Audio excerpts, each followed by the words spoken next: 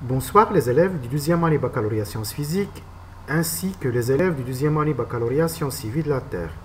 On continue toujours dans le chapitre numéro 2, dérivation et études de fonctions, et on passe à la quatrième partie qui sera consacrée à la représentation graphique d'une fonction numérique, les branches infinies de la courbe d'une fonction. Bien sûr, toutes ces notions, ce sont des rappels.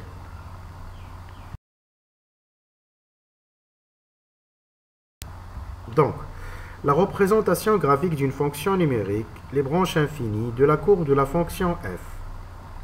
Dans le reste de ce chapitre, on suppose que f est une fonction numérique à variable x et c de f sa courbe dans un plan rapporté à un repère orthonormé OIG. On commence par l'asymptote verticale ou bien parallèle à l'axe des ordonnées. La définition: on dit que la droite d'équation x égale a est une asymptote verticale de la courbe c de f si et seulement si la limite quand x tend vers a plus ou bien a moins de f de x égale plus ou moins l'infini. Si on calcule la limite quand x tend vers a, soit plus soit moins de f de x, et on trouve l'infini, cela veut dire que la droite d'équation x égale a est une asymptote verticale de c de f.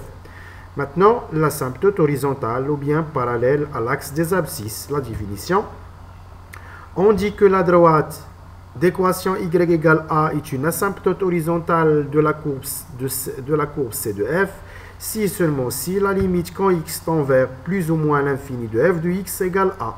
Si on calcule la limite de f de x quand x tend vers l'infini, on trouve un réel a. Cela veut dire que la droite d'équation y égale a est une asymptote horizontale de c de f au voisinage de soit plus l'infini, soit moins l'infini. Maintenant, on passe à l'asymptote oblique. La définition: on dit que la droite d'équation y égale ax plus b est une asymptote oblique de la courbe c de f au voisinage de plus l'infini si la limite quand x tend vers plus l'infini de f de x a donné plus ou moins l'infini, et la limite quand x tend vers plus l'infini de f de x moins ax plus b égale 0. Cette propriété est utilisée souvent, ou bien cette définition est utilisée souvent lorsqu'on vous donne l'asymptote oblique et on vous demande de montrer que c'est une asymptote oblique. La même chose au voisinage de moins l'infini. On dit que la droite d'équation y égale à x plus b est une asymptote oblique de la courbe c de f au voisinage de moins l'infini. C'est la limite quand x tend vers moins l'infini de f de x a donné plus ou moins l'infini. Et la limite quand x tend vers moins l'infini de f de x moins ax plus b a donné 0.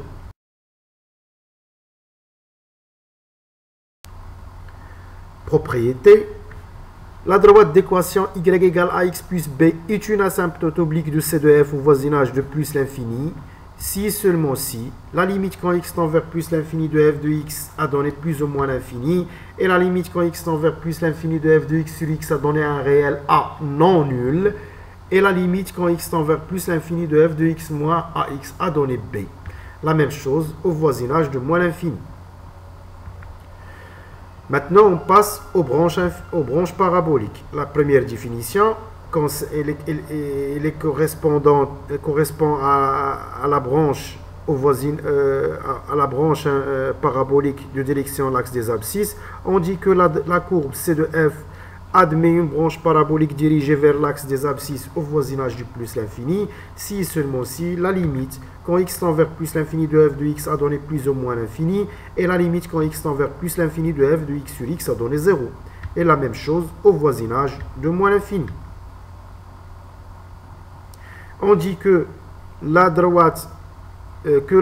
courbe c de f admet une branche parabolique dirigée vers l'axe des abscisses au voisinage maintenant de moins l'infini, ce n'est pas plus l'infini, c'est la limite quand x tend vers moins l'infini de f de x a donné plus ou moins l'infini, et la limite quand x tend vers moins l'infini de f de x sur x a donné plus ou moins l'infini. La deuxième définition, concernant la branche parabolique de direction à l'axe des ordonnées, on dit que la droite d'équation y égale à x. Donc, dans la première définition, n'oublie pas, si la limite quand x tend vers plus l'infini de f de x a donné plus ou moins l'infini, et la limite quand x tend vers plus l'infini de f de x sur x a donné plus ou moins l'infini, la branche parabolique sera dirigée vers l'axe des ordonnées au lieu de l'axe des abscisses.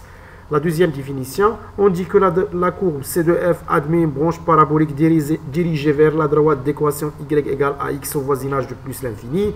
Si la limite quand x tend vers plus l'infini de f de x a donné plus ou moins l'infini, et la limite quand x tend vers plus l'infini de f de x sur x a donné un nombre réel a non nul, et la limite quand x tend vers plus l'infini de f de x moins x a donné plus ou moins l'infini. Ces branches paraboliques au voisinage de moins l'infini sont différentes.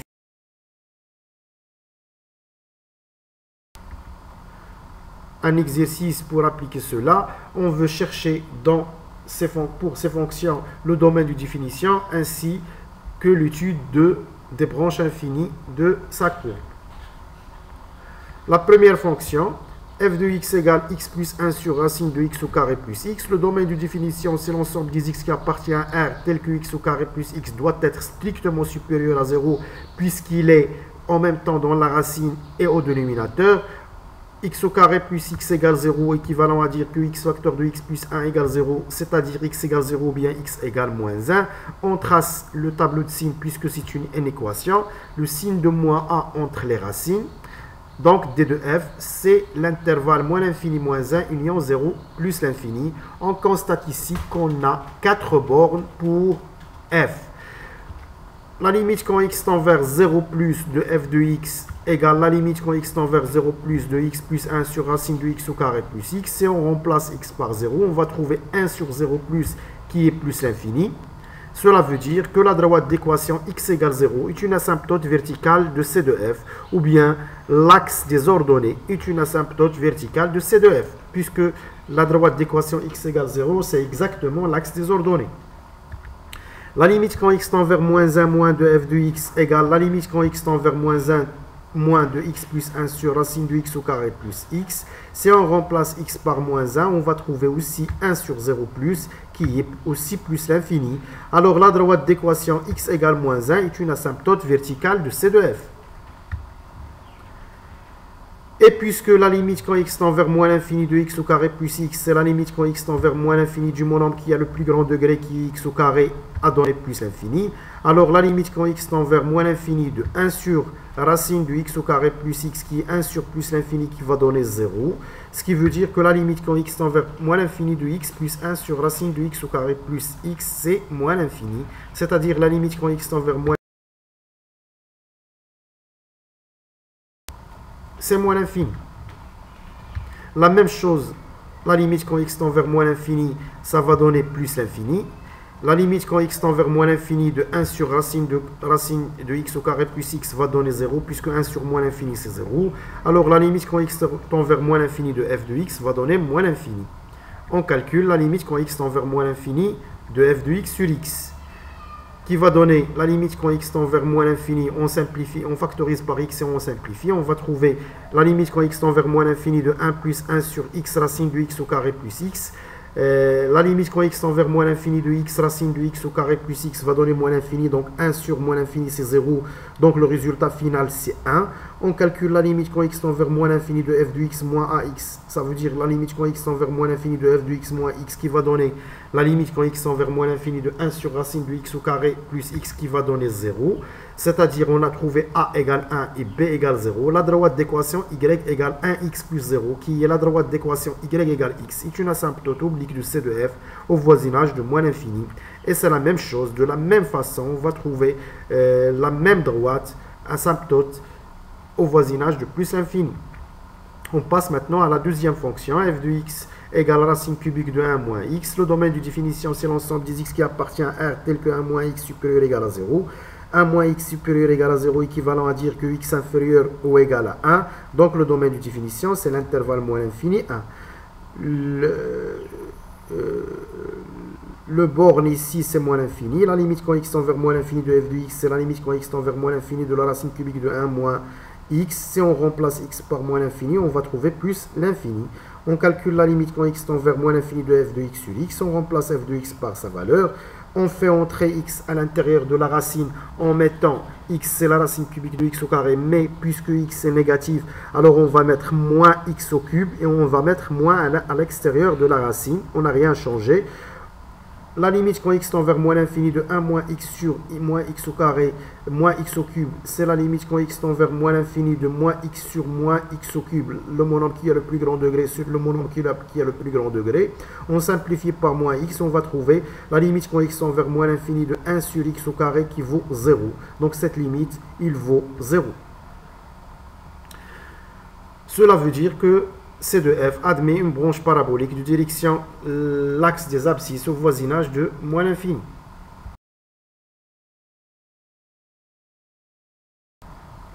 On passe maintenant à la troisième fonction. La limite domaine définition, c'est l'ensemble des x qui appartient à R tel que 2x plus 1 doit être supérieur ou égal à 0. On résout une équation de x plus 1 supérieur ou égal à 0 qui va donner x supérieur ou égal à moins 1,5. Alors d de f, c'est l'intervalle moins 1,5 plus l'infini. Le seul borne ici, la seule borne, c'est plus l'infini. La limite quand x tend vers plus l'infini de f de x, c'est la limite quand x tend vers plus l'infini de la racine cubique de 2x plus 1 moins x.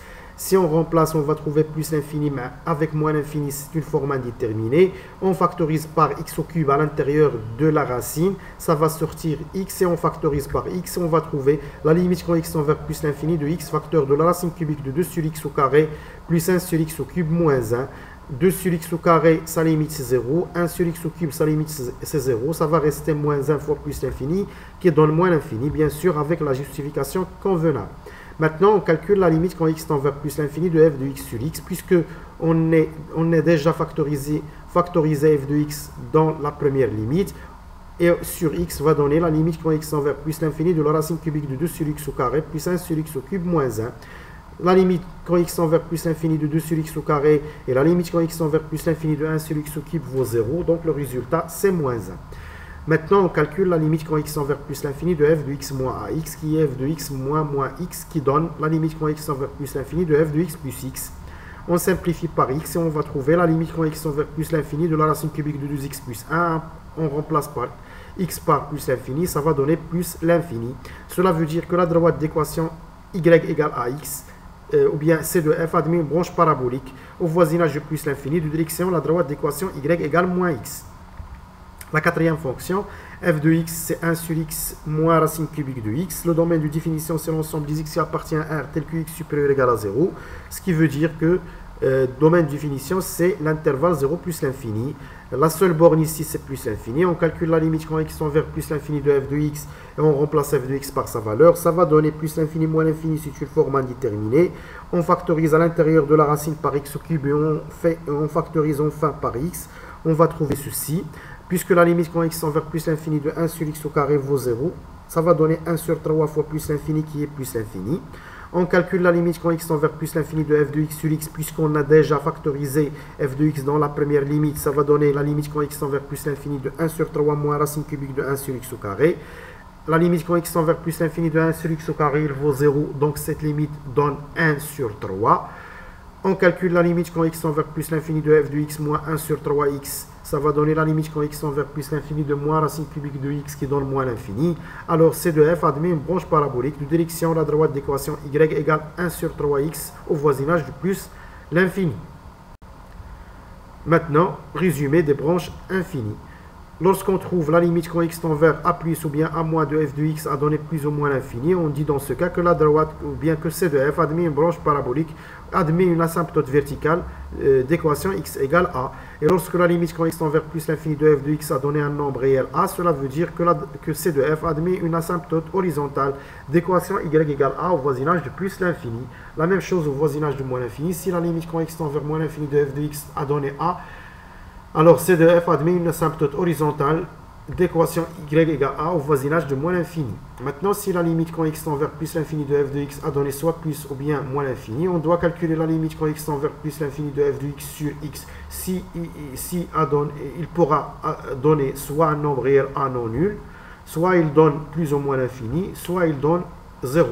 S'il donne un nombre réel non nul, on doit calculer la limite quand x tend vers plus l'infini de f de x moins ax. S'il a donné, il pourra donner soit b, soit plus ou moins l'infini. S'il donne b, dans ce cas, la droite d'équation y égale ax plus b est une asymptote oblique de C de f au voisinage de plus l'infini. Et s'il a donné plus ou moins l'infini, alors C de f admet une branche parabolique de direction à la droite d'équation y égale à x au voisinage de plus l'infini.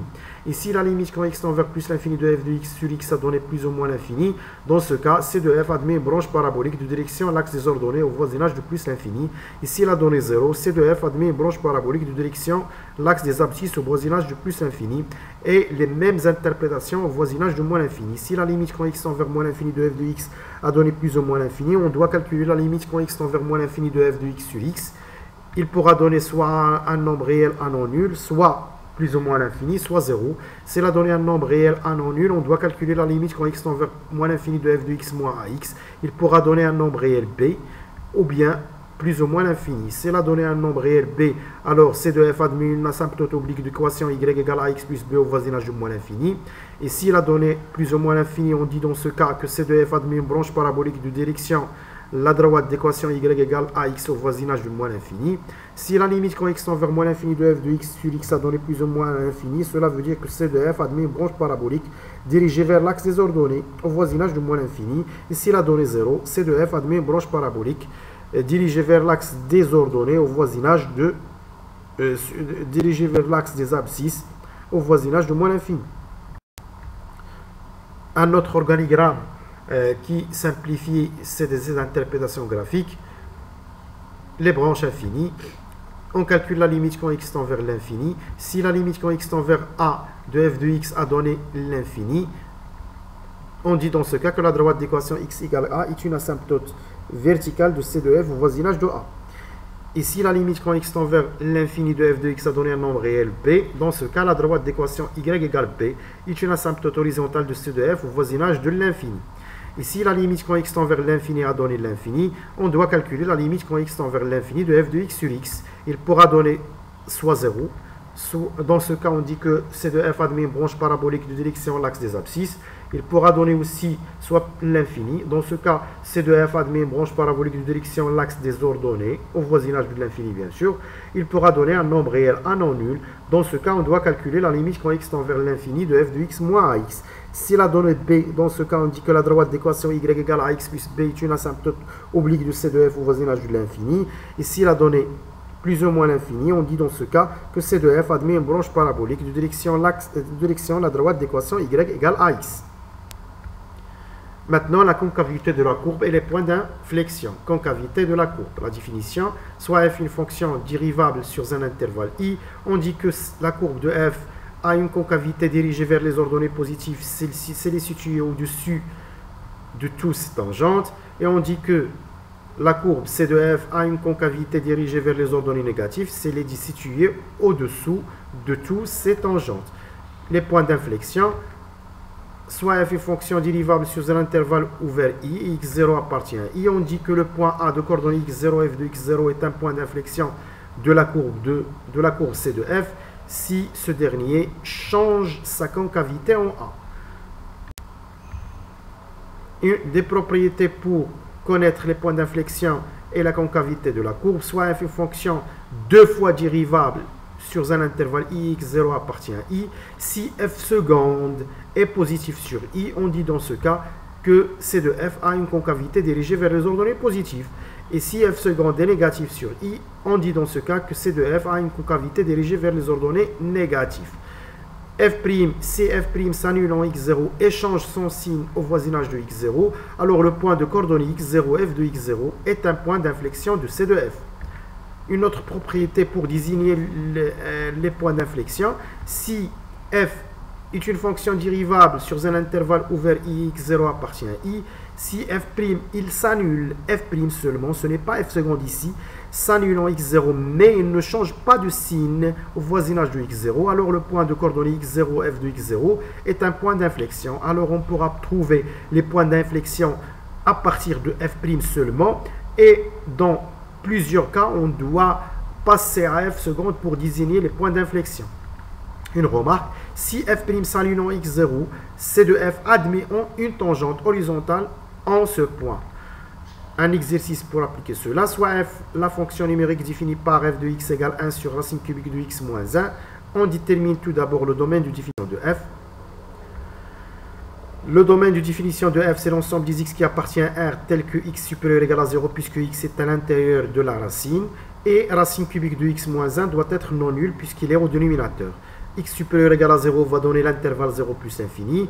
Et pour racine cubique de x moins 1 différent de 0, on résout l'équation racine cubique de x moins 1 égale 0 qui va donner racine cubique de x égale 1, donc x égale 1.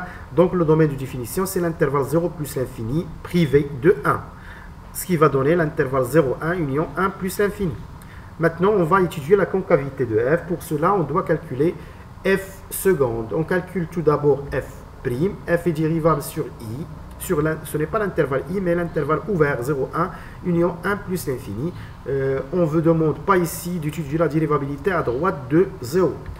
Donc f' de x, la dérivée de 1 sur u, selon la règle, c'est moins u' sur u au carré, qui va donner moins racine cubique de x moins 1' sur racine cubique de x moins 1 au carré. La dérivée de la racine cubique de x, c'est 1 sur 3 racine cubique de x au carré, selon la propriété.